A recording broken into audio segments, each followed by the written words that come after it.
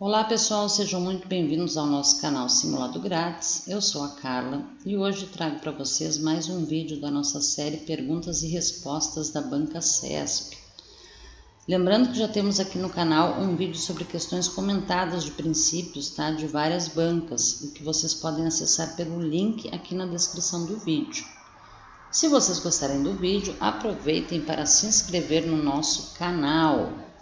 Vamos lá então à questão número 1. Determinado município, após celebrar com particulares contratos de promessa de compra e venda de glebas de sua propriedade, passou, sob a gestão do novo prefeito, a promover anulações contratuais, porque os parcelamentos pactuados não estariam regularizados por não atenderem a requisitos legais. Nessa situação hipotética, para obstar a pretensão do município, será adequado que o particular prejudicado invoque em seu favor o princípio da...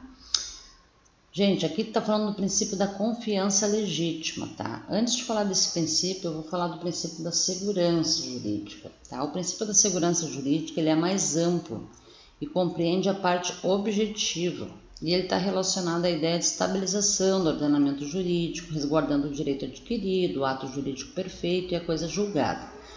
Já o princípio da proteção à confiança ou proteção à confiança legítima, ele corresponde ao aspecto subjetivo do princípio da segurança jurídica, tá? Ele é um desdobramento do princípio da segurança e ele representa a confiança que o administrado, ou seja, o particular, deposita na sua relação com a administração pública, tá? Portanto, ao confiar na atuação do agente público, que deve permear os seus atos sempre pelo princípio da legalidade, o administrado ele não pode ser prejudicado por uma ilegalidade a que ele não deu causa. Ok, pessoal? Então, aqui está correta a letra E, de Equador. Vamos para a próxima. Número 2. O princípio da proteção à confiança da administração pública. Aqui a resposta correta é a letra C, tá? Corresponde ao aspecto subjetivo do princípio da segurança jurídica, como vimos na questão anterior, tá, gente? Conforme ensina a de Pietro, tá? O princípio da proteção à confiança leva em conta a boa-fé do cidadão, que acredita e espera que os atos praticados pelo poder público sejam lícitos, e nessa qualidade serão mantidos e respeitados pela própria administração e por terceiros, tá? O princípio da proteção à confiança não possui previsão expressa no ordenamento jurídico, né? Para a doutrina majoritária, ele se trata de um princípio que corresponde ao aspecto subjetivo da segurança jurídica, como a gente viu na questão anterior, tá? Da mesma forma, também é o entendimento do STF nesse sentido. Ok? Portanto, correta aqui a letra C de Canadá. Vamos para a próxima. Os princípios frequentemente entram em tensão dialética, apontando direções diversas. Por essa razão, sua aplicação se dá mediante ponderação. Diante do caso concreto, o intérprete irá aferir o peso de cada princípio? Correta a questão, gente. Tá? A questão está ok. Não existe hierarquia entre princípios, tá? Então, quando ocorre uma colisão de princípios, tá? O que o aplicador do direito vai fazer é um juízo de ponderação, a fim de verificar em cada caso qual o melhor princípio deve ser aplicado, tá? Correta, portanto, a alternativa 3. Vamos para a próxima. 4. A ação popular pode ser acionada por cidadãos que pretendam questionar violações ao princípio da moralidade administrativa perante o Poder Judiciário? Correta a questão, tá, gente?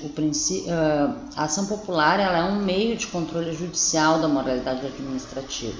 Ela está prevista lá no artigo 5º da Constituição Federal, inciso 73, que diz que qualquer cidadão é parte legítima para propor ação popular que vise anular ato lesivo ao patrimônio público ou de entidade de que o Estado participe, à moralidade administrativa, ao meio ambiente e ao patrimônio histórico e cultural, né?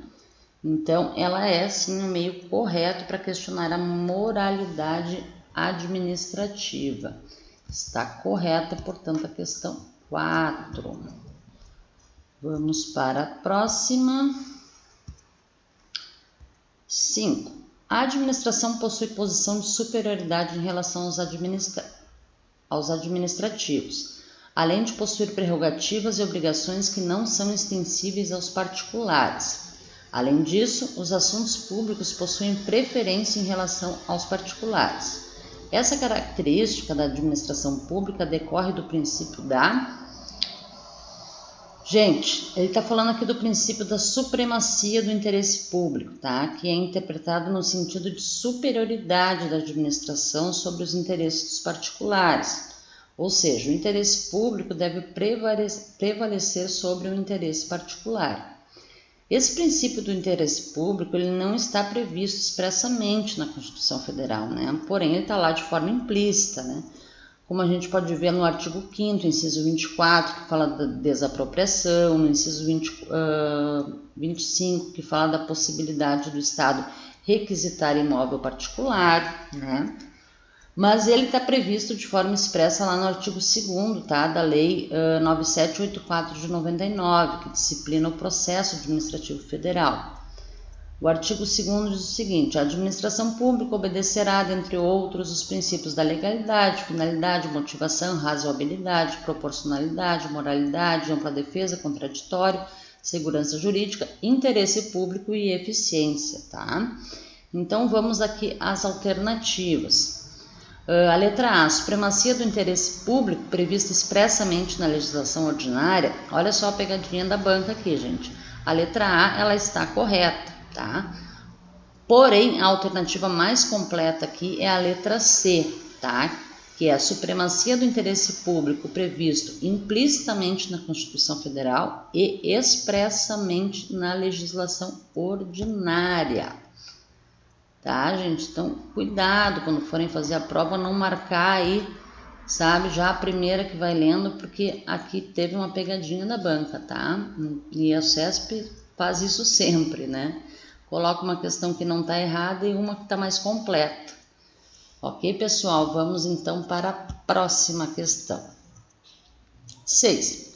A previsão em lei de cláusulas exorbitantes aplicáveis aos contratos administrativos decorre diretamente do princípio da supremacia do interesse público, tá, gente? A questão fala de cláusulas exorbitantes que são previstas em contratos administrativos. Elas garantem as prerrogativas para a administração, como, por exemplo, alterar unilateralmente o contrato ou aplicar sanções, né? E essas prerrogativas, elas decorrem justamente do princípio aí da supremacia do interesse público, tá? Pois esse princípio ele deriva justamente da necessidade do interesse público prevalecer sobre o interesse individual. E é por isso que o contrato com a administração pública ele se dá de forma sempre vertical, né? Ou seja, ele se encontra em posição superior em relação, tá, ao particular. Correto, pessoal? Portanto, aqui a letra E de Equador. Vamos para a próxima. 7. O princípio da proporcionalidade, que determina a adequação entre os meios e os fins, deve ser obrigatoriamente observado no processo administrativo, sendo vedada a imposição de obrigações, restrições e sanções em medida superior àquelas estritamente necessárias ao atendimento do interesse público. Correta a questão, gente. O princípio da proporcionalidade ele está previsto expressamente lá na Lei do Processo Administrativo, no artigo 2º da Lei 9784 de 99. E lá no parágrafo único, inciso 6º, prevê que nos processos administrativos serão observados os critérios de adequação entre meios e fins, vedada a imposição de obrigações, restrições e sanções em medida superior àquelas estritamente necessárias ao atendimento do interesse público, tá? Então, o princípio da proporcionalidade, ele prevê justamente essa adequação entre os meios e fins. Ok, gente? Correta, portanto, a alternativa 7. Vamos para a próxima. Considere que um servidor público tenha sido removido de ofício como forma de punição. Nessa situação, o ato de remoção é nulo, visto que configura desvio de finalidade?